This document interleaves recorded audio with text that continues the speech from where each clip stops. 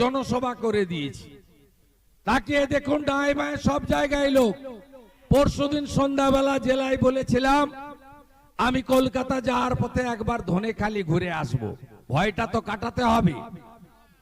ধমকাচ্ছে চমকাচ্ছে যারা, তারা কেমন আছে তো একটু বলে যেতে হবে। বলে যেতে হবে চিরদিন কাহার সমান নাহি যায়। বলে যেতে হবে পটলকে পতাকা ঝুড়িয়েছে, চুরির টাকার পতাকা।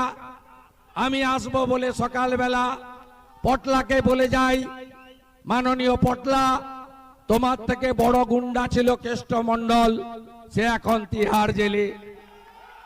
তোমার থেকে বড় গুন্ডা ছিল শেখ শাহজাহান, সে এখন তোমার দেখা নাই রে, তোমার দেখা নাই। পটলা আর তার যে আছেন দুজনকেই বলি ভদ্রভাবে